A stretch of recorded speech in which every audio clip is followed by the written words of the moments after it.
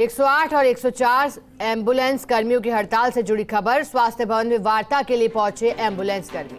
अतिरिक्त मिशन निदेशक एनएचएम प्रियंका गोस्वामी के साथ वार्ता शुरू हुई। एम्बुलेंस कर्मचारी संघ के प्रदेशाध्यक्ष सुजाराम सारण के नेतृत्व में शुरू हुई वार्ता। 108 और 104 सेवा प्रदाता कंपनी के प्रतिनिधि भी साथ में मौजूद हैं। संविदा कैडर में शामिल करने की मांग को लेकर आंदोलन जारी है।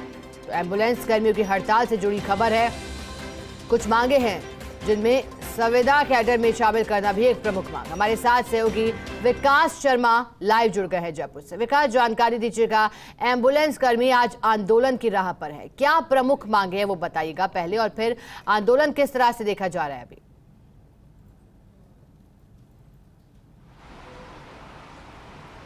देखिए, बिल्कुल शिखा, जीवन वाहिनी यानी कि जीवन को बचाने के लिए जो वाहन यूज किया जाता है 104 108 एम्बुलेंस, वो 3 दिन से उसके चक्के थमे हुए हैं। और थमे हुए चक्के इसलिए क्योंकि उनकी मांग है कैडर, जो संविदा कैडर जो उसमें शामिल किया जाए, उस संविदा कैडर में शामिल करने को लेकर जो मांग है उसको लेकर आज प्रथम दौर की वार्ता जो है, अब क्योंकि 3 दिन का समय बीत चुका है, अब वार्ता का दौर शुरू हो चुका है। मैं आपको दिखाता हूँ, Priyanka Goswami additional mission director जो हैं, उनके कक्ष के अंदर ये मीटिंग चल रही है। और मीटिंग की तस्वीर मैं आपको हल्की से दिखा देता हूं। आप देख सकते हैं कि ये वो तस्वीर है जिसमें कि वार्ता जो है वो शुरू हो चुकी है। वार्ता शुरू होकर के तमाम जो पदाधिकारी है उनसे बातचीत चल रही है। उनके अलावा जो सेवा प्रदाता कंपनी है उनके पदाधिकारी हैं, उनके साथ बातचीत चल रही है। और जो 108 एम्बुलेंस कर्मी है उनसे वार्ता चल रही है। वार्ता करने का जो उद्देश्य है वो यही है कि आखिर क्या डिमांड है और क्यों उन्होंने कार्य बहिष्कार किया। हालांकि मैं अपडेट कर दूं आपको, आज एम्बुलेंस कर्मचारी के ऊपर FIR भी दर्ज की गई है। और हमारे साथ मौजूद है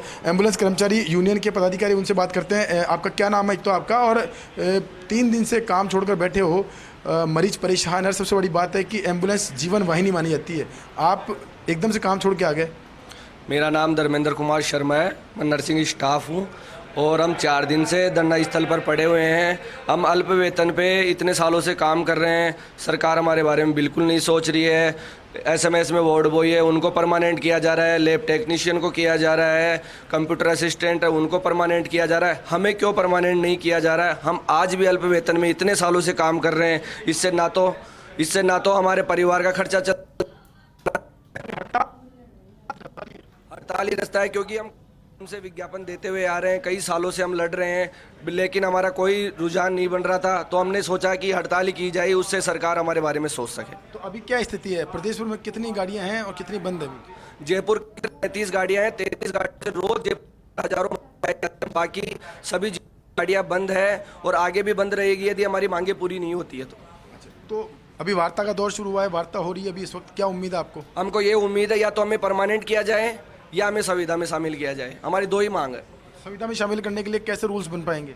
देखो, उसके लिए रूल सरकार चाहे तो कुछ भी कर सकती है।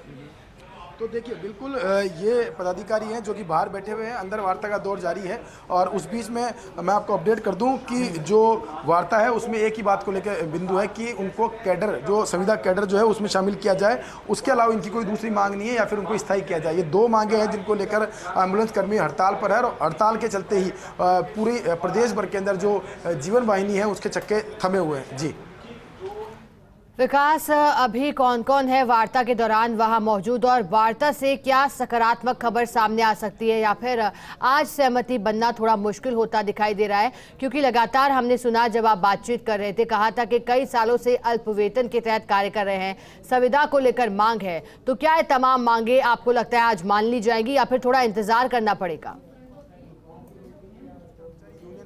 अध्यक्ष हैं सारण, वो मौजूद है। उसके अलावा और पदाधिकारी मौजूद है। 108 104 एम्बुलेंस सेवा प्रदाता कंपनी जो है उसके पदाधिकारी मौजूद हैं। उसके अलावा ये तमाम जो अधिकारी हैं उनकी एडिशनल मिशन डायरेक्टर जो हैं प्रियंका गोस्वामी, उनके साथ वार्ता चल रही है। और वार्ता के बाद आगे जो उनकी डिमांड्स है उनको हाई लेवल भेजा जाएगा। और क्या उसमें रास्ता निकाला जा सकता है वो रास्ता निकालने के प्रयास किए जाएंगे। लेकिन हम उम्मीद ये करते हैं कि जो वार्ता का दौर शुरू हुआ है ये ऐसे ही चलता रहे और साथ में जल्द से जल्द समाधान हो सके, ताकि जो सड़कों पर जीवन का बचाने के लिए जो वाहन दौड़ते हैं वो वाहन जीवन बचाने के लिए दौड़े, ना कि इस तरह से सड़कों पर चक्का जाम के लिए वो बैठे। जी विकास, एम्बुलेंस कर्मियों की हड़ताल है क्योंकि और बेहद ज़रूरी ये सेवा मानी जाती है। जब भी इमरजेंसी होती है तो फिर सबसे पहले एम्बुलेंस को ही याद किया जाता है। एम्बुलेंस कर्मियों के द्वारा ही सबसे पहले वही व्यक्ति होते हैं जो किसी मरीज को जीवन देने की आस में आगे बढ़ते हैं। विकास, क्या इतिहास रहा है एम्बुलेंस कर्मियों के आंदोलन से जुड़ा? क्या पहले भी इस तरह की आंदोलन देखे गए हैं पहले भी? और विकास, ये भी जानकारी दीजिएगा, अब जो आंदोलन की राह पर है, क्या समय समय पर इससे अवगत करवाया गया है सरकार को, प्रशासन को?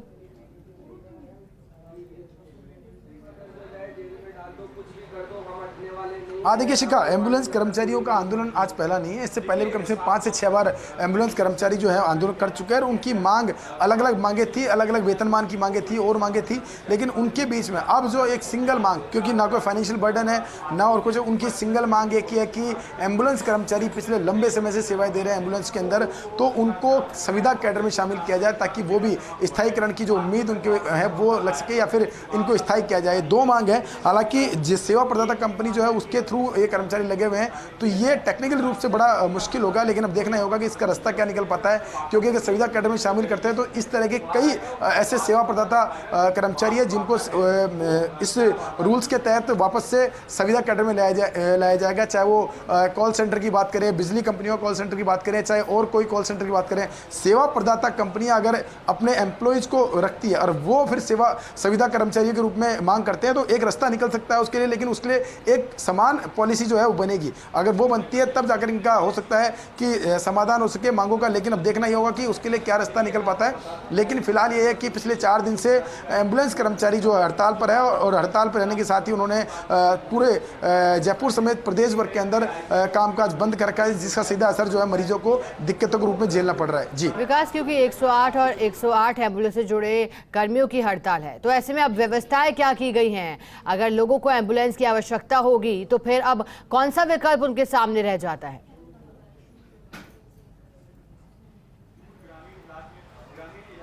देखिए, एम्बुलेंस कर्मचारियों की हड़ताल है, उसका सीधा असर बाजार के अंदर जो वाहन है, प्राइवेट एम्बुलेंस है, उन पर देखा जा रहा है। उन्होंने अपने दाम जो है वो दोगुने से तिगने कर दिए हैं। इसके अलावा जो प्राइवेट वाहन है उनसे भी मरीजों को लाया जा रहा है। कल हमने दिखाया था फर्स्ट इंडिया पर भी कि किस तरह से इमरजेंसी के अंदर मरीज को लाया जा रहा है, वो पर्सनल वाहनों से लाया जा रहा है। उसके अलावा प्राइवेट एम्बुलेंस गाड़ियाँ जो उनसे लाया जा रहा है, जिसके दाम उनको बहुत चुकाने पड़ रहे हैं। क्योंकि जो 108 एम्बुलेंस सेवा है, 104 एम्बुलेंस सेवा है, वो पूरी तरह से निःशुल्क है। एक फ़ोन करने पर ये सेवा वहाँ पहुँचती है और वहाँ से मरीज को सीधा अस्पताल तक पहुंचाया जाता है। तो इस पूरी सेवा के जब ट्रैक से उतरता है तो उस स्थिति में काफ़ी हद तक व्यवस्थाएं जो है पटरी से बेपटरी होती है। और इसलिए हम भी उम्मीद करते हैं कि जो वार्ता का दौर शुरू हो उसके बाद में वापस से वो चीज़ें जो कि बेपटरी हुई है वापस से पटरी पर हो सके और एम्बुलेंस जो है वो काम पर, एम्बुलेंस कर्मी जो है वो काम पर लौटे। जी विकास, अगर आज सब कुछ ठीक रहता है, सकारात्मक वार्ता होती है, तो क्या फिर आज लिखित आश्वासन दे दिया जाएगा या फिर कुछ और चरणों में बैठकें होनी बाकी हैं अभी?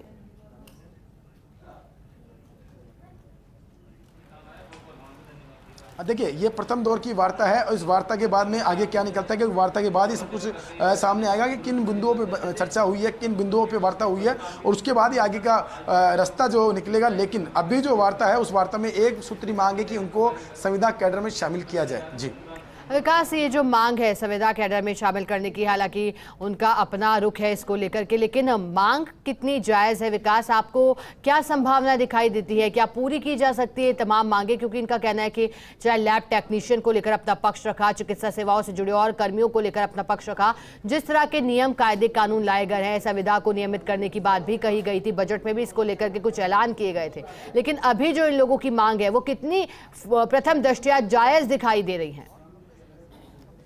8 से 10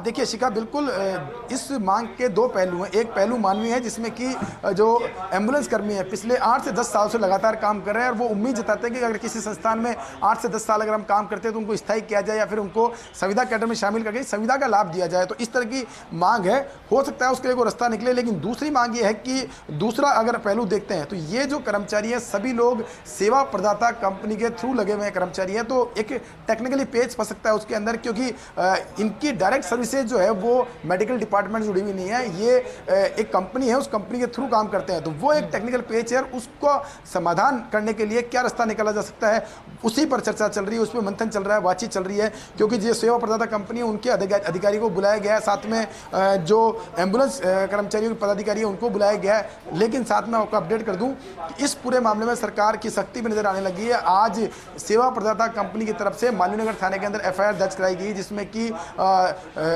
रेशमा के उल्लंघन का मामला दर्ज कराया गया है। जो इस पूरे मामले में एक नया मोड़ है आज सुबह का। अब देखना यह है कि आंदोलन जो आगे किस तरह चलता है, क्योंकि अभी सभी एम्बुलेंस कर्मचारी जो है एसएमएस के बाहर धरना देके बैठे हुए हैं। वहीं पे तमाम गाड़ियां जो है वहाँ पे खड़ी हुई है और जिलों के अंदर भी गाड़ियां जो है अलग अलग जगह पे खड़ी हुई है। तो यानी सेवा बाधित है, लेकिन उसका सीधा असर मरीजों को देखने को मिल रहा है दिक्कतों के रूप में। अब उन दिक्कतों का समाधान कैसे हो पाता है ये आगे आने वाले समय बताएगा। लेकिन अभी जो अपडेट मैं आपको बता देता हूँ कि अभी वार्ता का दौर शुरू हुआ है। 4 दिन की हड़ताल के बाद अब कह सकते हैं टेबल टॉक पर दोनों पक्ष आए हैं। अब देखते हैं कि इस टेबल टॉक के बाद में क्या रास्ता निकल पाता है। जी बिल्कुल विकास, इंतजार रहेगा पहले दौर की वार्ता के खत्म होने का। देखने लायक रहेगा कि क्या समाधान होता है या फिर ये मामला यूं ही अनसुलझा रहता है। बहुत शुक्रिया आपका हमारे साथ जुड़ने के लिए, जानकारी के लिए।